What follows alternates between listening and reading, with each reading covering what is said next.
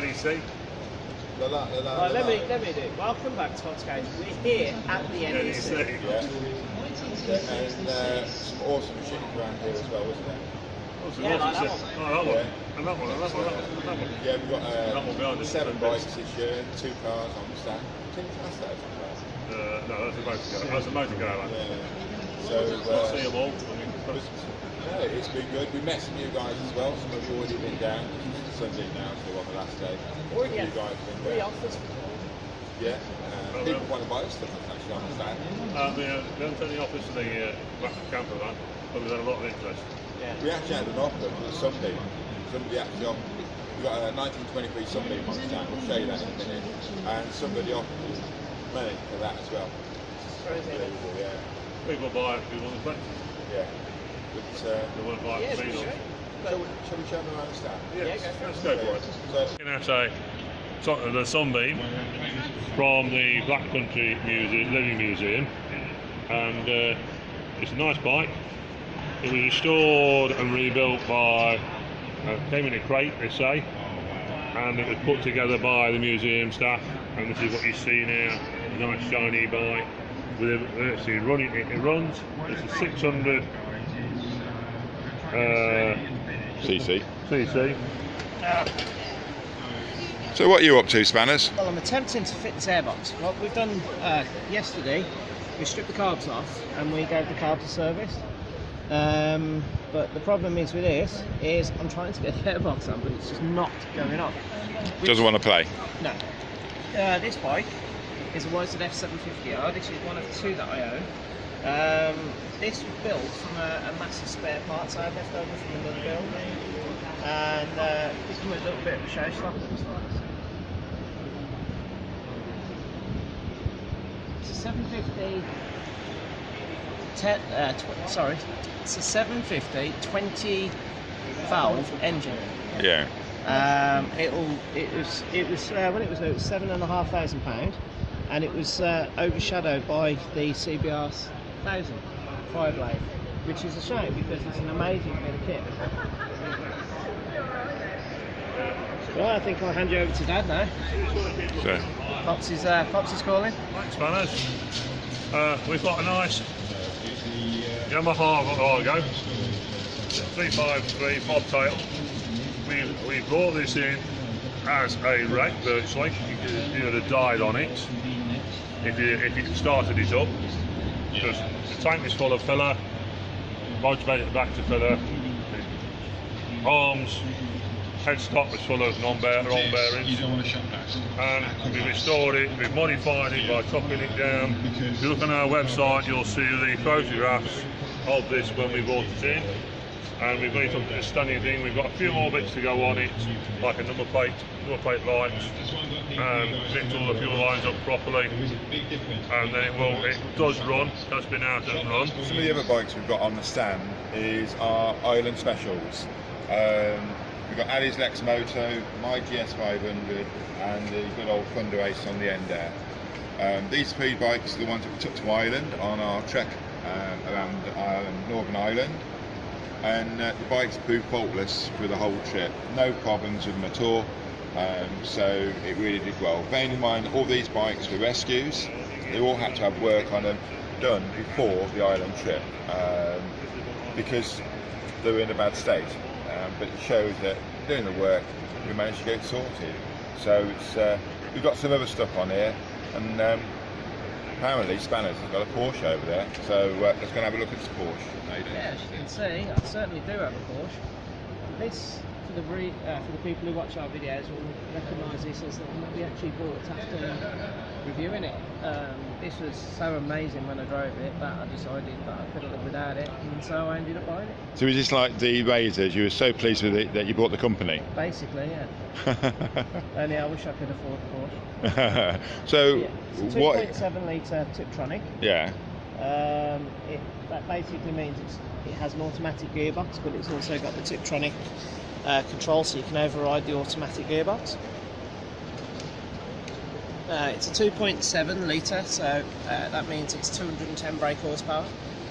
So it goes really quick, and being that it's mid-engined, This was actually the car that saved Porsche, because at the point where they bought this out, they were about to go under, and if it wasn't for the Boxster, it wouldn't have survived. All right. So what's different to this to the 911 then, with the engine Well, layout? this was Porsche's first attempt at a water-cooled engine, and when they first built it, they actually took a loss on every vehicle that they made because they couldn't make them cheap enough to fulfil the price promise that they put out.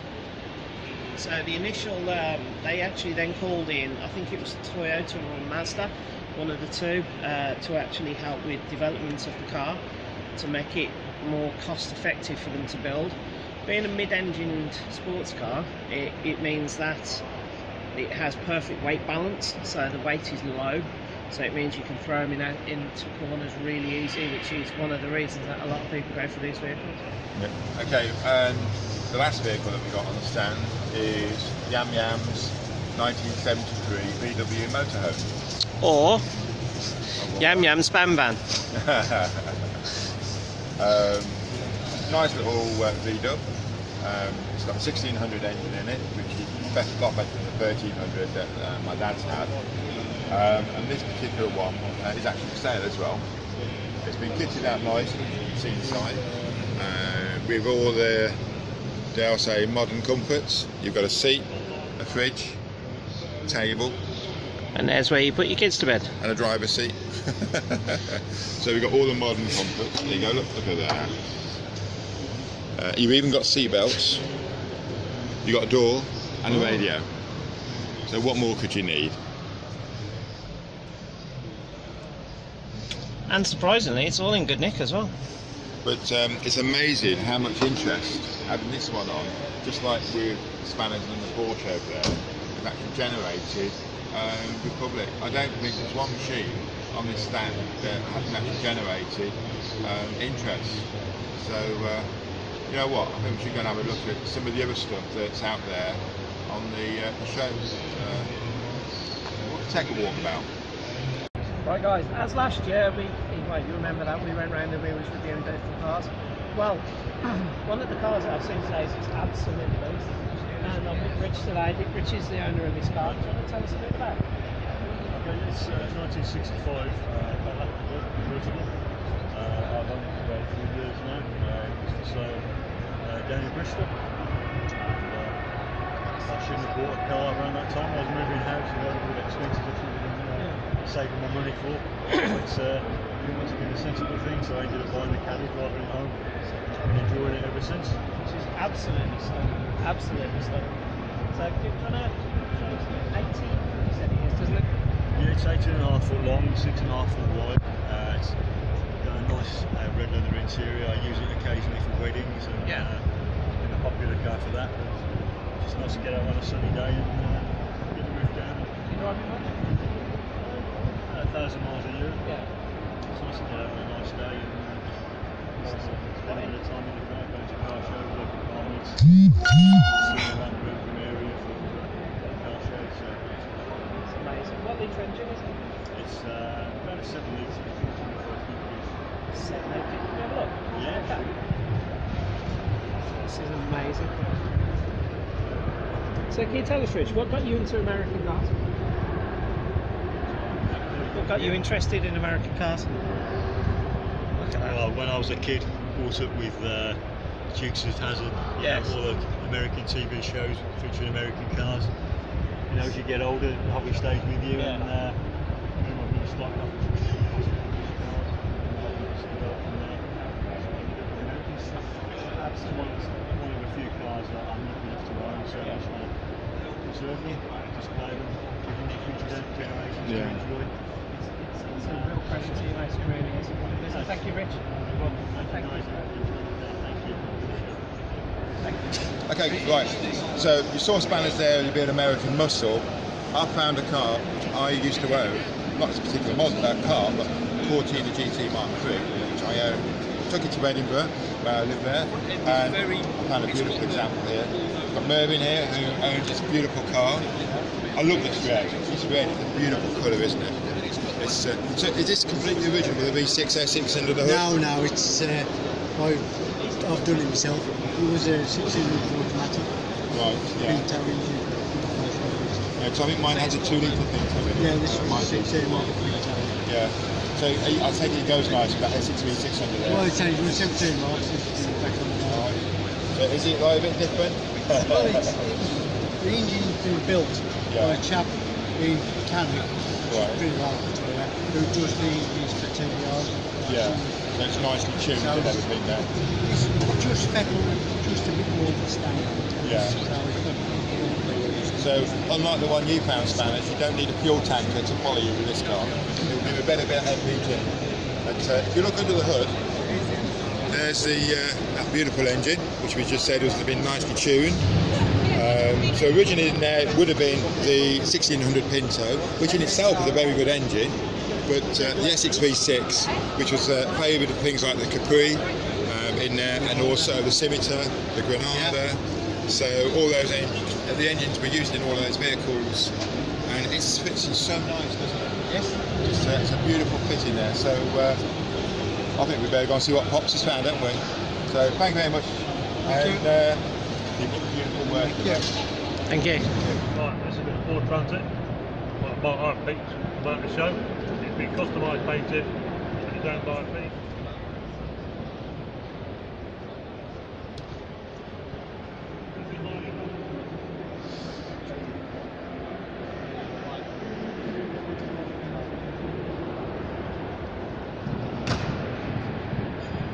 Two, one. Thanks, Pete, for letting us look round it. Fantastic, but you get. No, on my side of things, I discovered the Transit on the back side of us, which we'll have a look at now, a Mark II, which is closer to what I actually have in mind as a vehicle for this show. And that is my first van, was identical. Perhaps not quite identical, mine was a lot rustier, but you'll see what I mean in a minute. Right, and here we have a Mark II, long wheelbase, 1984, twin wheelbase. This one is sitting on a 2 litre Pinto. This is pretty much identical to what I used to have. Up and over door at the rear. Sliding door version. Then I had a sliding door version. Optional extra money. Yeah. And I had a small incident in London when they started to put in 6'6" restrictions on the roads. That wheel arch is. And I had both of them taken out because this is 7 feet wide.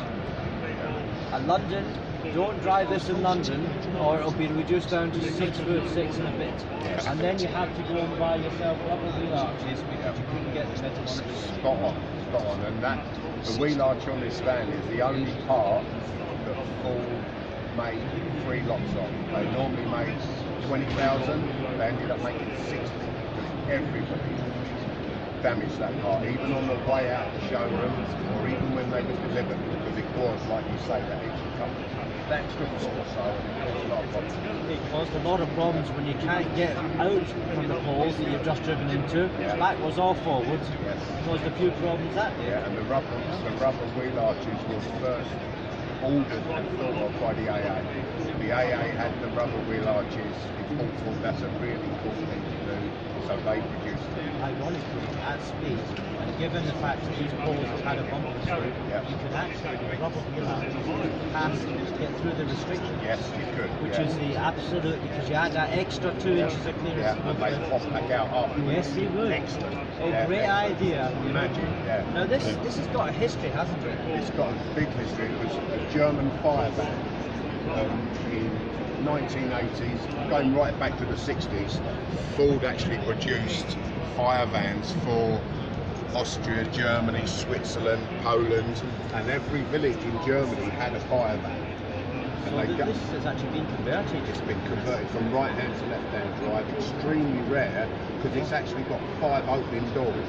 It's got the side loader, both sides, and that's an extremely I've never rare. seen that. No, extreme. That's so that if they pulled up at a fire, they could open all 3 vans and get the equipment out extra fast. And how do you find the reliability of the 2 litre Pinto petrol? Amazing. just absolutely I had amazing. problems with my Yeah. nine through 4 inches in succession. Yes, yeah, they did have an issue early on with Pinto, but now it's become the engine of choice for transit drivers. Because with the modern technology, with the modern parts you can put on it, you get more power out of it, and you get the reliability. So extremely good. Well, thank you very much for showing us 2 beautiful trains. Much appreciated. Okay guys, that's the end of the show. The horns are sounded. Need time to go home. Yeah, it's done. At least another 3 hours. Yeah, 3 hours to break down. So, To get the vehicles in. An emergency loved into the camera. Emergency loved into the camera. Yes. But, it's been a brilliant day. I'm ready for a successful weekend. Yeah, thanks for tuning in, guys. Thanks for watching. If you weren't here, you need to be next year. But diversifies for now. Thank you. Take care, guys. Bye-bye. Bye. Bye. Bob's Garage.